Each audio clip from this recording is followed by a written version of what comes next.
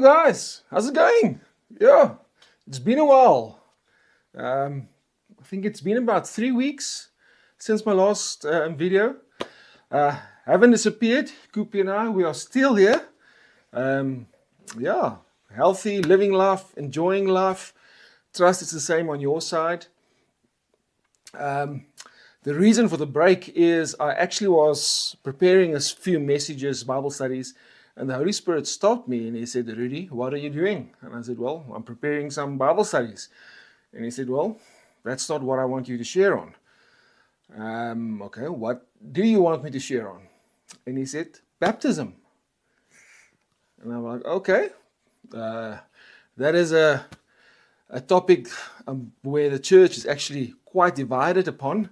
I mean, there's different denominations and fractions within the church about baptism and the doctrine of baptism.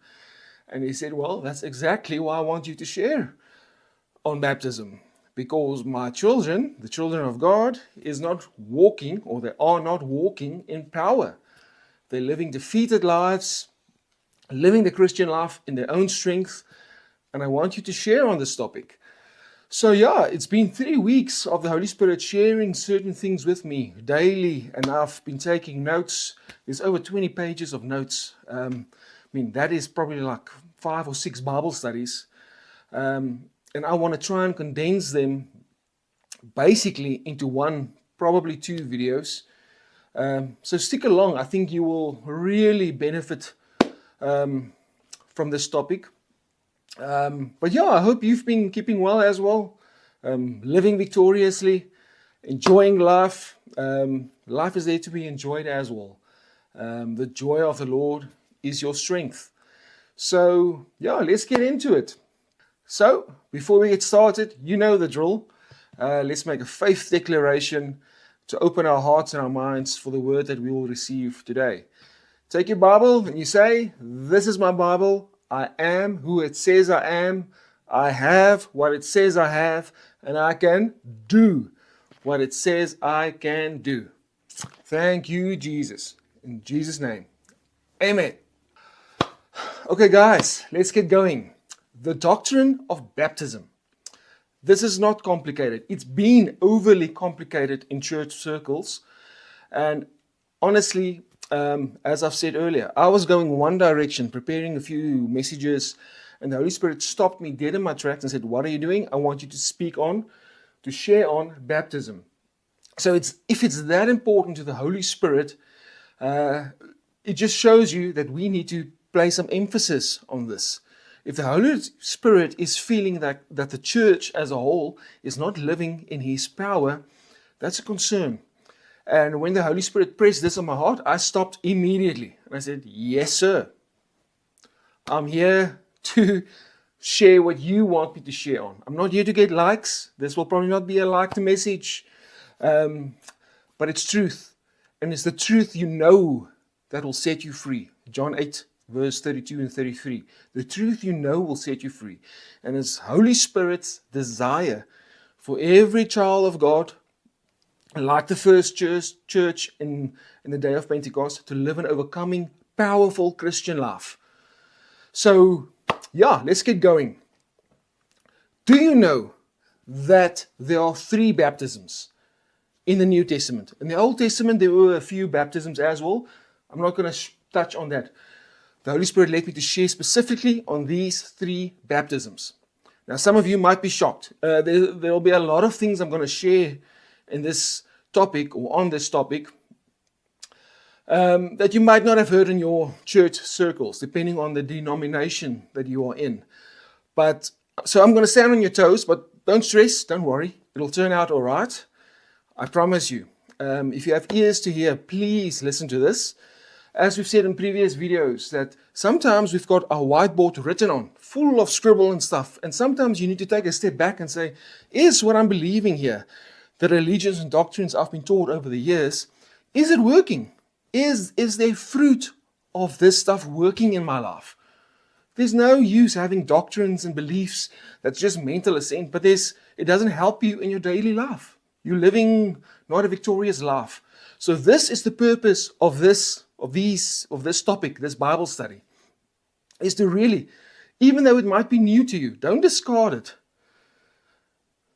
The Holy Spirit wants to put you over in life, for you to live an overcoming life. So please, while I'm standing on your toes, just bear it for a while. It'll turn out all right. So, as I've said, there are 3 baptisms in the New Testament. Now, some of you might say, 3 baptisms? Yes, 3. Let's go to Hebrews 6, verse 1 and 2.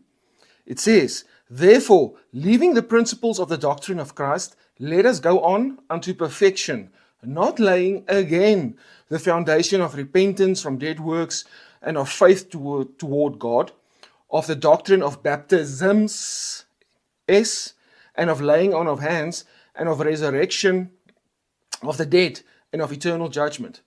So the writer of Hebrews, I believe it's Paul, he's writing to the church and he's saying, why must we again lay the foundation that I have already laid?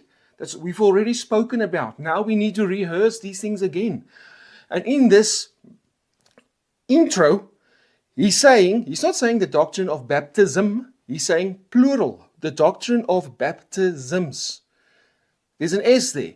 That shows you, logically, there are more than one baptism in the New Testament. Now, some of you might say, no. What about Ephesians 4, verse 4? It refers to one baptism. Let's go to Ephesians 4, verse 4. There's one body and one Spirit, even as you are called in one hope of your calling, one Lord, one faith, one baptism, one God and Father of all, who is above all and through all and in you all. So here it clearly says one baptism. Agree with you 100%, but you need to read it in context. He is saying there is one baptism, and that one baptism, the first baptism, makes you part of the family of God. It puts you in the body of Christ. It gives us, as His children, it makes us part of one God, one faith, one Spirit, one hope. What was the other one? One Father of all. So that is true. But these verses don't contradict each other. Let me just put this down. The Bible doesn't contradict itself, contrary to how many Christians or people believe. No, it's too difficult to understand. It says one thing and then it says something other. Because there are 2 verses that clearly speak about the baptism, the doctrine of baptisms, and then one baptism. But in context, you need to see this, and I'll try and illustrate this. There are more than one baptism. The baptism referred to by Paul in Ephesians 4, verse 4, says in context that the first baptism, the one baptism, makes you part of the global body of Christ, the kingdom of God. It puts you into the body of Christ, makes God your Father. You are filled with the Holy Spirit, makes you a part of one faith, one hope. Clear. That is true. But it doesn't stop there. There are more baptisms. And I will break them down for us just now. Hold on. So what are these other baptisms? The 3 baptisms referred to in Scripture are, number 1, when you are born again. When you are born again, you are filled, indwelled with the Holy Spirit. The Holy Spirit takes you and makes you part of the body of Christ. You become a child of God. You are translated from the kingdom of darkness into the kingdom of light. You are part of God's family. The Holy Spirit indwells you. So when you are born again, you have the fullness of the Holy Spirit in you. The Holy Spirit lives and abides in you. That shouldn't be new to any Christian. It doesn't matter which denomination you are in. We agree on this. The Holy Spirit lives in you. That's the first one. The second one is water baptism. Every church believes and agrees on water baptism. Where they differ is the meaning of water baptism. That also determines the age at which you get water baptized. And secondly, they differ on the depth of the water. Some churches, some denominations believe you sprinkle water. Other denominations say you need to be baptized, fully immersed in water. But that's the second baptism, water baptism. Then the third baptism is the baptism of the Holy Spirit, or the baptism in the Holy Spirit. There are numerous names. I like to call it the baptism in the Holy Spirit. What happens here is Jesus baptizes you in the Holy Spirit. Now we will dive into this. And the third baptism is where you receive power. Power to live the Christian victorious life. The third baptism is not necessarily only for yourself. It is for others. It's to equip you for ministry. That is the third baptism. And the Holy Spirit, as I was preparing for this, why he was so urgent for me to share on this is because a lot of Christians are not living in that power of the Holy Spirit. They are doing the Christian life themselves. That is like charging hell with a water pistol. You're not going to make an impact. You need a hose, the whole of heaven behind you when you confront the kingdom of darkness. And that you receive in the third baptism, the baptism in the Holy Spirit. But I will share that on that topic a bit later. So let's focus now on the first baptism, the one we all know and agree on, the new birth, when you are born again. Scripture, John 3 verse 3 reads as follows. Jesus answered and said unto him, this is now Nicodemus, a Pharisee, Verily, verily, I say unto thee, except a man be born again, he cannot see the kingdom of God. Nicodemus, he was shocked, he saith unto him, How can a man be born when he is old? Can he enter the second time into his mother's womb and be born?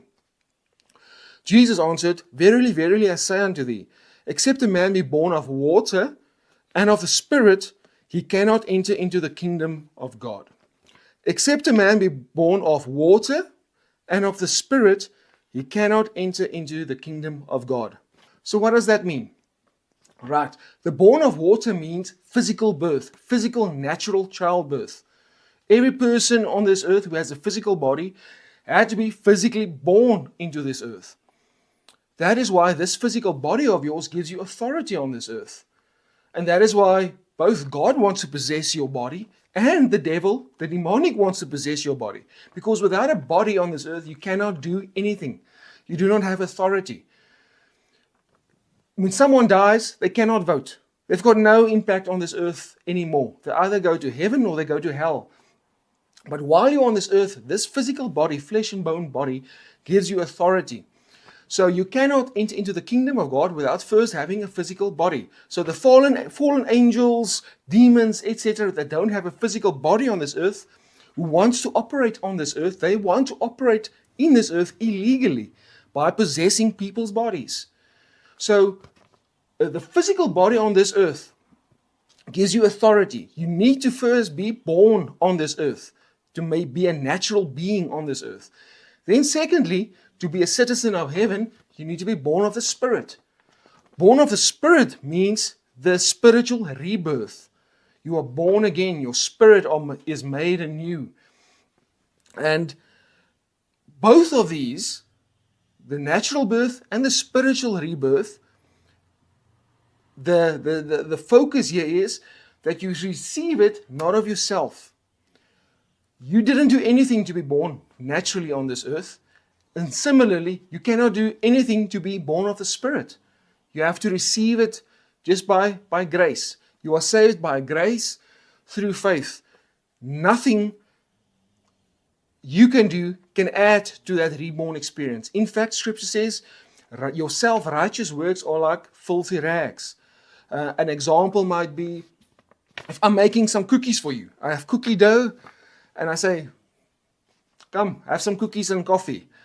And you eating the cookies, and I say, stop you halfway, and I say, listen, I just want to tell you that I've taken a bit of Cooper's poo. I've taken some of his poo, and I've just mixed it in the cookie dough. Just, I think it will improve on the taste and the flavor. What are you going to do? You're going to say, are you crazy? Are you mad? You're going to spit it out and say, no more. That bit of Cooper's poo, even though it's 99% cookie dough, but there's that 1% poo in there, spoils the whole thing. That's the same with salvation, the second birth. You cannot do anything to earn it. It's a gift. You just receive it. How do you receive a gift? You say thank you. You don't do anything to earn it. If you do something to earn it, it's called a wage. It's no longer a gift. So that is the relationship that Jesus is using in this in this story. You need to be born of water and of spirit. You need to have a physical body on this earth, have a physical mother and father, be born. And then secondly, you need to be born of the Spirit, spiritual rebirth. The Holy Spirit comes and infills you. That is the first baptism.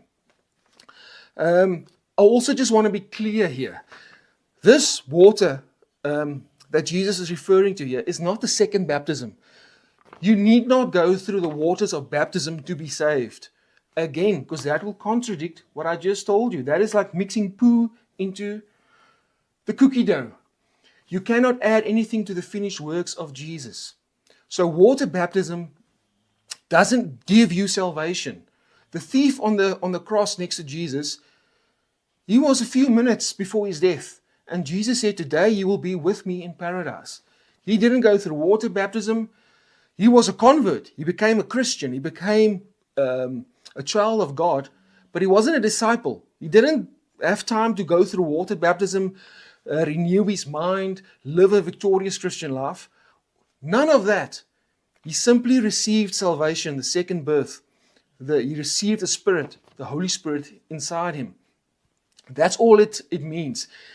That water does not mean you have to go through the waters of baptism, grootdoop in Afrikaans, to be saved. It's needed. We'll touch on that in a bit later. But I want to be clear. You cannot earn salvation. Water baptism doesn't do anything to secure your relationship with God as his child. The finished works of Jesus alone saves, by grace through faith. Let's also just expand a bit on what spiritual rebirth mean. Okay, I've put down a few points here. Being born again is when the Holy Spirit comes and indwells you. You've become a new creation in your spirit.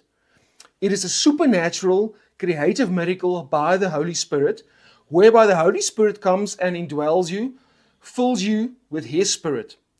Eternal life is imparted to you by the indwelling of the Holy Spirit.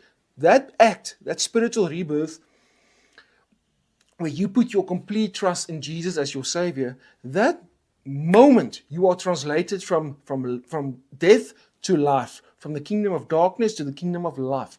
Holy Spirit comes and indwells you. 1/3 of your salvation is complete.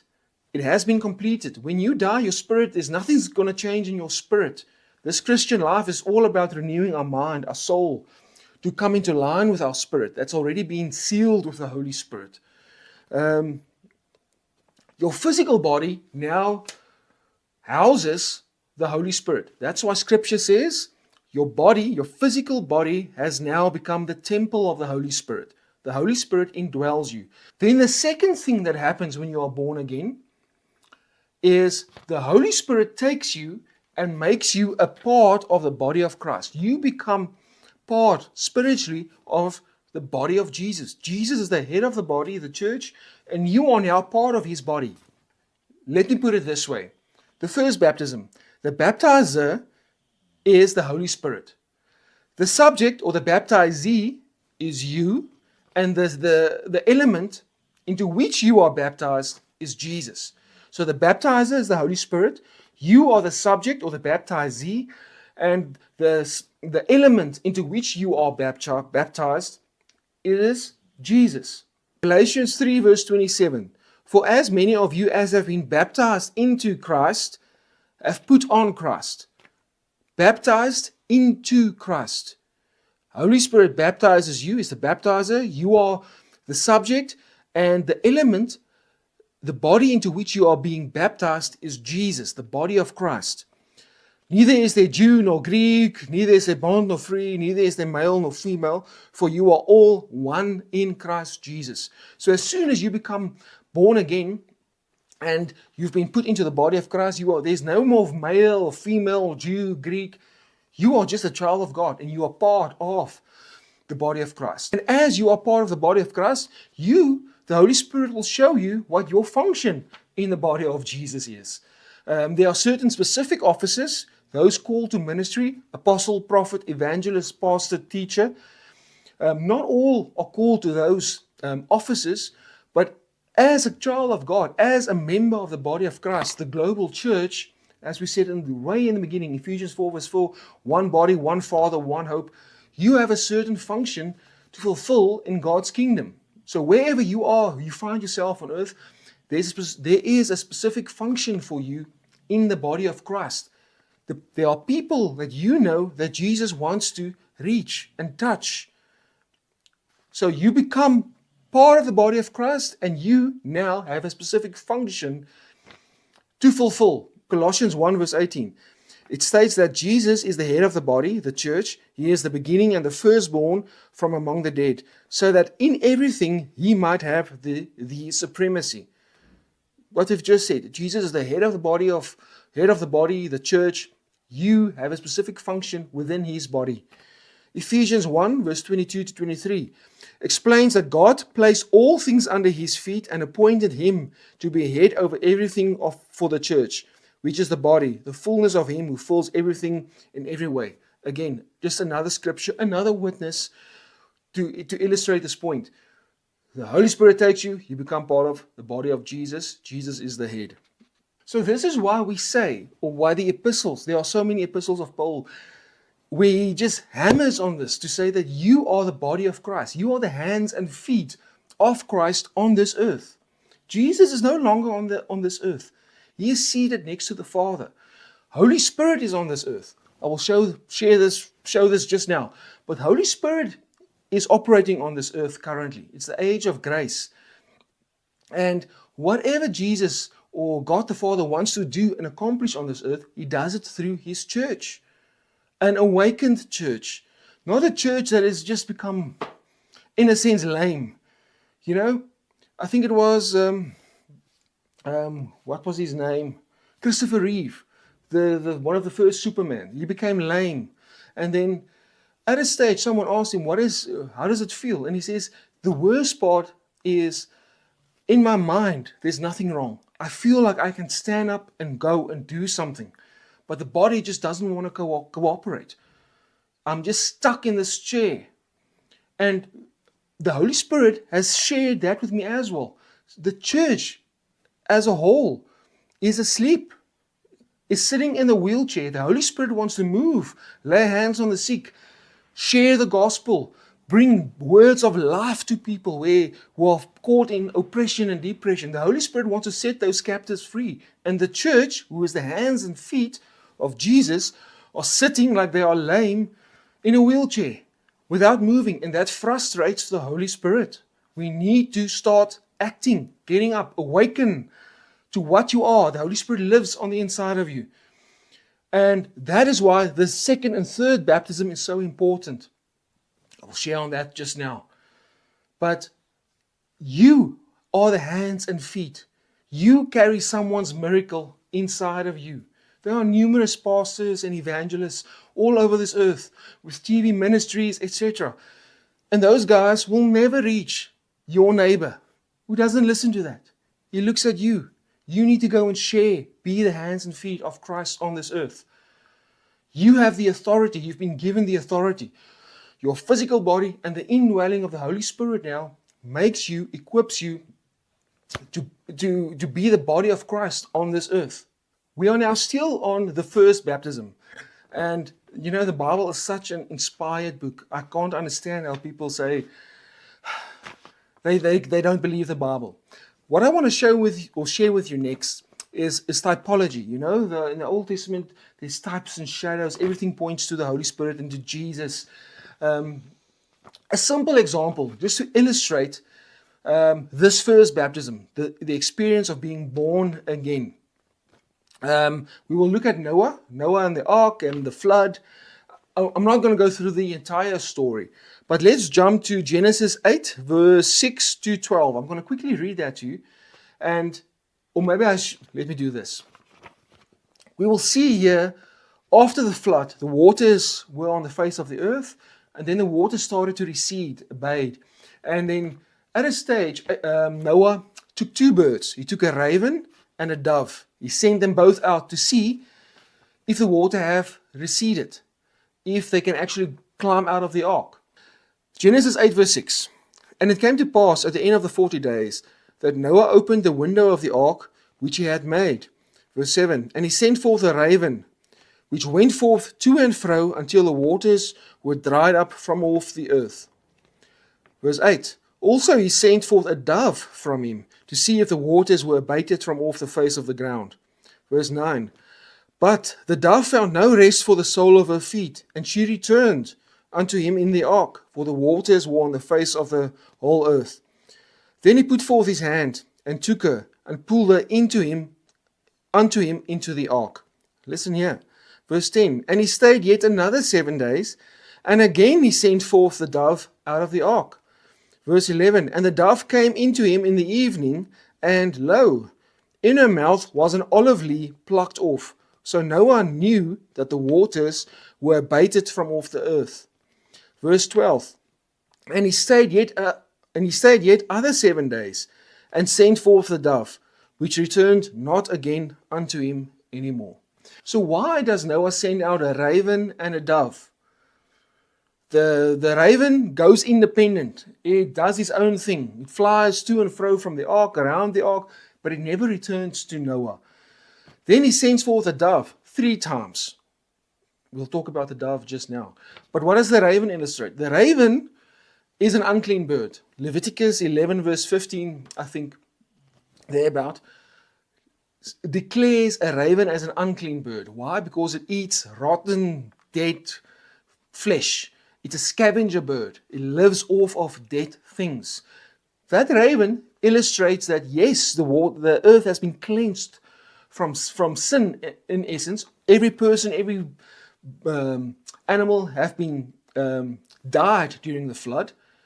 But sin will just continue again. As soon as Noah and his family got off the ark, it all started again. Why? Because man has become corrupted. He's separated from God in his spirit due to the fall, Adam and Eve. Sin nature will just spring up again. And that is what the raven illustrates. The raven illustrates that the spiritual nature, the corruptness of man, after this cleansing has happened, will just birth again. It will just continue. And as we see later in the book of Judges in the Old Testament, hectic things happen. People they kill, they murder. In the book of Judges, you are shocked sometimes what you read there, what people are capable of doing. Why? The raven, the sin nature that is in man, has not been dealt with.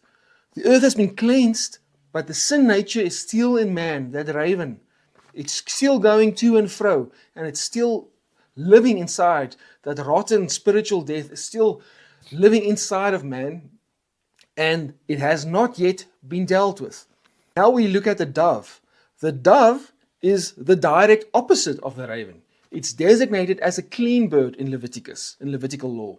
It doesn't live off rotten flesh, dying flesh. It's not a scavenger. It eats vegetation and seeds, live food. So the dove is directly opposite to the raven. The dove represents the Holy Spirit. It is symbolism for the Holy Spirit. That is found throughout all the Bible. In the New Testament, when Jesus was baptized by John the Baptist, the Holy Spirit descended upon him like a dove. So Noah sending out a dove into the world is typology, types and shadows, or symbolism for a dispensation of the Holy Spirit, a sending of the Holy Spirit. Now there are 3 dispensations of the Holy Spirit. The first one is in the Old Testament, where people couldn't be born again. You couldn't be saved. It's before the cross. It's before Jesus. So the Holy Spirit couldn't come and indwell you. It couldn't find a rest. The dove couldn't find a rest for its feet. So in the Old Testament times, God the Father sent the Holy Spirit, but the Holy Spirit couldn't indwell the godly people, the children of God, the mighty men of God. The Holy Spirit only rested upon them, came upon them. Like the major and minor prophets, Elijah, Elisha, David, Solomon, all the judges referred to in the book of Judges, Gideon, etc. The Holy Spirit rested upon them. They weren't born again. It's before the cross. That is a type of dispensation of the Holy Spirit in the Old Testament. So this first dispensation of the Holy Spirit, the sending of the Holy Spirit, is represented in this dove. It goes out of the ark. It cannot find rest because there is still sin over the earth, in people's hearts. The sin issue of man hadn't been dealt with by Jesus because it's before the cross, before the atonement of Jesus. The Holy Spirit only rested upon people and then it returned to the Father. That is the first dispensation of the Holy Spirit. The second dispensation or sending of the Holy Spirit is represented by the dove being sent out of the ark, and then later it does return, but it returns with an olive leaf in its mouth. Now, what does that mean? The olive leaf, in biblical terms, let me read this for you. In the Bible, the olive leaf represents hope, peace, and the restoration of God's creation. The dove returning with a freshly plucked olive leaf signaled that the flood waters had receded and new life was starting to sprout on earth. So the olive leaf represents Jesus, the birth, life, and ministry of Jesus.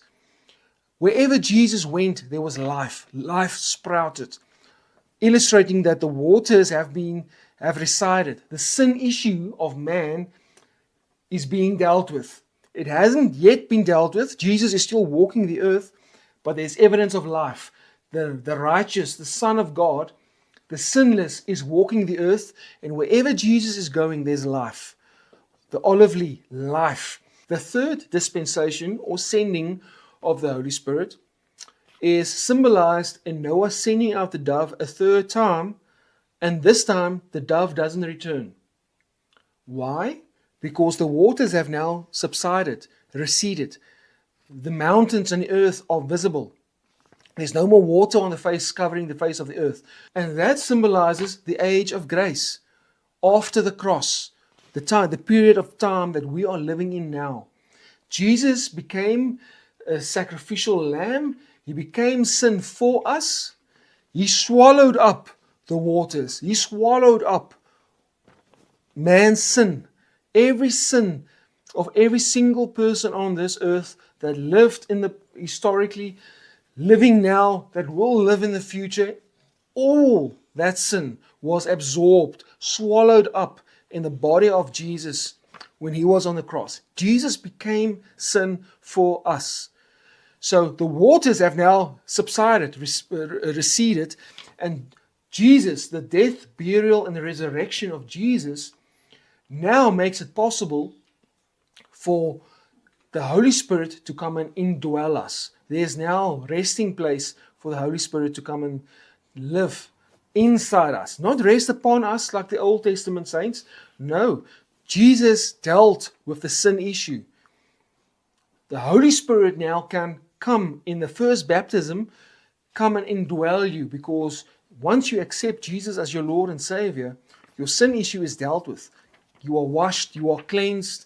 The Holy Spirit can come and rest inside of you, and your physical body becomes the temple. It houses the Holy Spirit. That is the third dispensation of the Holy Spirit found in the Old Testament. How great is this? Even in the Old Testament, it foreshadows and it points forward to the age of grace. It shows you clearly that in the Old Testament saints, in the Old Testament times, men couldn't be born again due to the sin issue. Then the dove returns with an olive leaf. It represents Jesus that would become the sacrificial lamb. But while Jesus was walking on earth, him and his saints started doing wonders and life started sprouting wherever they went. Everything associated, all the people associated with Jesus, there was life. Even his disciples and the people they touched, there was just life. Olive leaf. And then the third dispensation is after the death, burial, and resurrection of Jesus, we now have been cleansed. If you are a child of God, if you've accepted Jesus as your Lord and Savior, if you've gone through this first baptism, the baptism of repentance, where you receive Jesus as your Lord, the Holy Spirit now can come and live inside of you because you've been washed and cleansed. The waters have receded. The sin issue is no longer a topic. There's a resting place for the Holy Spirit inside of you. To illustrate this point, that Jesus swallowed up the waters, the sin, and made it possible for the Holy Spirit to come and live inside us, the New Testament saints. Isaiah 25 verse 8. He will swallow up death in victory, and the Lord God will wipe away tears from off all faces, and the rebuke of his people shall he take away from off all the earth, for the Lord hath spoken it. So Jesus has swallowed up sin, death in victory. 1 Corinthians 15 verse 54. Death is swallowed up in victory. O death, where is thy sting? O grave, where is thy victory? The sting of death is sin, and the strength of sin is the law.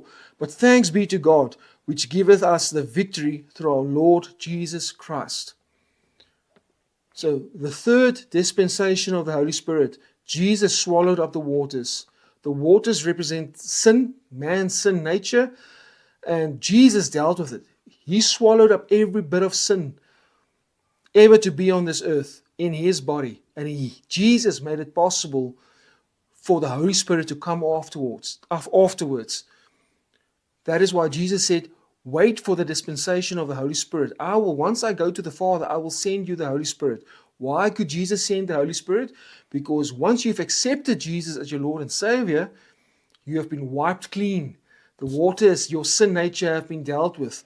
And there's now a resting place inside of your spirit for the Holy Spirit to come and indwell, for you to become the temple of the Holy Spirit. It's a tremendous privilege that the Old Testament saints did not have. They could not be saved like we do on this side of the cross. I see Koopie has found a new sleeping spot. Maybe it's worthwhile just to take a few minutes to highlight how privileged we are to be living in this age of grace. As a New Testament saint, when we die, we are immediately in the presence of our Lord. Scripture says that to be absent from the body is to be present with the Lord. An Old Testament saint could not be born again. Under the first dispensation of the Holy Spirit that we spoke about, you could not be born again, you could not be filled, indwelled with the Holy Spirit, spiritually reborn. Why? Because it's before the atonement of Jesus. Jesus hadn't been born then. So when an Old Testament saint died, they went into paradise. Paradise being defined as a place of blessing. Jesus said to the thief next to him on the cross, today you will be with me in paradise. We also know from scriptures that Jesus didn't ascend unto the Father for quite a few days. When Mary Magdalene tried to touch Jesus after the resurrection, she was one of the first people to see Jesus. Jesus immediately told her, do not touch me because I haven't ascended unto my Father as yet. So the day Jesus died on that cross and he said to the thief, you will be with me in paradise, Jesus descended into hell, Sheol or Hades. And he basically went and he took the captives there, captive. All the Old Testament saints that died, David, Solomon, Elijah, Elisha, the major prophets, they were all kept in Abraham's bosom, a place of blessing. Jesus went in those 3 days after his death, he descended into hell, he stripped Satan of the keys of death and hell, all authority. He preached to the captives, because they believed in the Messiah coming, and Jesus went to them and preached to them, I am Jesus, your Messiah. He took those captives with him. He took all of the people, the Old Testament saints that were in Abraham's bosom, Abraham, Noah, all of them. He took them with him unto the Father, into heaven. So in the Old Testament, when you died, you went into Abraham's bosom. Luke 16 explains this as well, where Jesus tells of the rich man and Lazarus, where they both died. The rich man, his name isn't even mentioned. He just says, the Bible just says the rich man died and he opens his eyes in hell. He sees Lazarus in Abraham's bosom, but there's a big gulf between them. So this illustrates that Abraham's bosom, the keeping place of the Old Testament saints, were in hell, in Hades or Sheol, whatever word you want to use. But there was a big gulf between them. The ungodly dead were in Hades, being tormented by the fire, and the godly dead, the saints, were in Abraham's bosom. And Jesus descended into hell, and he took all those captives that were held there waiting for the atonement of Jesus, Jesus took them with him to the Father, to heaven. Now they are in heaven. Abraham, Moses, all of them, they are in heaven. But before Jesus, they were in paradise. So this just illustrates how fortunate we are that immediately when you as a child of God die, you expire, immediately you are in the presence of Jesus with the Father in heaven. So to wrap this first section up is there are 3 baptisms. We've basically been talking now only of the first baptism, the born again experience, spiritual rebirth. The third dispensation of the Holy Spirit, as a type and shadow mentioned in the Old Testament, is where the Holy Spirit comes and indwells you. Jesus dealt with the sin issue. The waters have resided. The dove now can come and live inside of you. You are born again. You are filled with the Holy Spirit. Scripture is quickly, just to highlight this, because I always want to back everything I say with Scripture, obviously, for you to go and read and meditate on these things. 1 Corinthians 3, verse 16. Do you not know that you are a temple of God and that the Spirit of God dwells in you? Emphasis on in you, not upon you, in you. First baptism. 1 Corinthians 6, verse 19. Or do you not know that your body is a temple of the Holy Spirit who is in you, whom you have from God, and that you are not your own? 2 Corinthians 6 verse 16. Or what agreement has the temple of God with idols? For we are the temple of the living God, just as God said, I will dwell in them and walk among them, and I will be their God, and they shall be my people. This all talks about this first baptism. If you are a child of God, you have the Holy Spirit. The fullness of the Holy Spirit lives inside of you, inside of your spirit. 2 Timothy 1 verse 14. Guard the good deposit that was entrusted to you. Guard it with the help of the Holy Spirit who lives in you. Romans 8 verse 9. However, you are not in the flesh but in the Spirit. If indeed the Spirit of God dwells in you, but if anyone does not have the Spirit of Christ, he does not belong to him. If you don't have the Holy Spirit living inside of you, you are none of God. You are not a child of God. When you die, the Holy Spirit, there's no Holy Spirit in you to take your spirit to the Father. You are separated from God. You need the Holy Spirit. You need this first baptism, salvation, baptism of repentance. You need the Holy Spirit inside of you to come and live inside of you. Romans 8 verse 11. But if the Spirit of him who raised Jesus from the dead dwells in you, he who raised Christ from the dead will also give life to your mortal bodies through his Spirit who dwells in you. This speaks to the previous verse. So when you die, the Holy Spirit takes your spirit with him to the Father. If you do not have the Holy Spirit, if you haven't been born again, this first baptism of repentance, there's no Holy Spirit in you, you are going to the place of the ungodly dead. Romans 8 verse 15. For you have not received a spirit of slavery leading to fear again, but you have received a spirit of adoption as sons, by which we cry out, Abba, Father. The Holy Spirit baptizes you into the body of Christ, as we've said, the first baptism, and you now can call God the Father your Father. Jesus is your sibling, your older brother. You are part of the body of Christ. The baptism, this first baptism of the Holy Spirit, where he comes and indwells you, he makes you part of the body of Christ, makes it possible for you to say, God, Abba, Father. Even Koopie is getting excited here. He's sparking. Galatians 4 verse 6. Because you are sons, God has sent forth the Spirit of his Son into your hearts, crying, Abba, Father. Amen, Koopie. So even Koopie is getting excited about this. So guys, this is the first baptism. I think I'm going to have to stop this video here and do a second video on the second and the third baptism. But this first baptism is all about the born again experience. You need to have a born again experience, a day in your life where you accepted Jesus as your Lord. If you've done that, 2 things happened. The Holy Spirit comes and lives inside of you. And secondly, he baptizes you into the body of Christ. The Holy Spirit is a baptizer. You are the subject And the element into which you are being baptized is the body of Christ. You've now become a child of God. All these scriptures say the Holy Spirit lives inside of you. You've become a temple. You can now call God, Almighty God, your Father. When you die, you are immediately, your spirit is with God the Father. The Holy Spirit takes your spirit with Him to the Father. But I hope there has been some revelation and light bulb moments in the things we spoke about today. The third person of the Trinity, the Holy Spirit, wants God's children to live a victorious Christian life. And you cannot do that in your own strength. The second video will focus on that, the power of the Holy Spirit, where you receive the power of the Holy Spirit to live the overcoming life. So stick around. Thanks for listening to this video. I don't know how long it's going to be. It might be a bit longer than usual. But thanks a lot for listening. I hope you guys have a blessed day and week.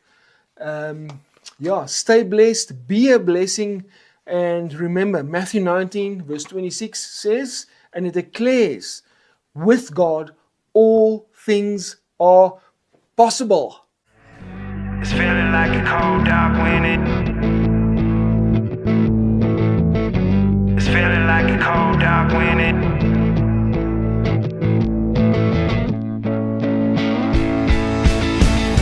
It's feeling like a cold dark winter and the sun still behind the trees. Yeah.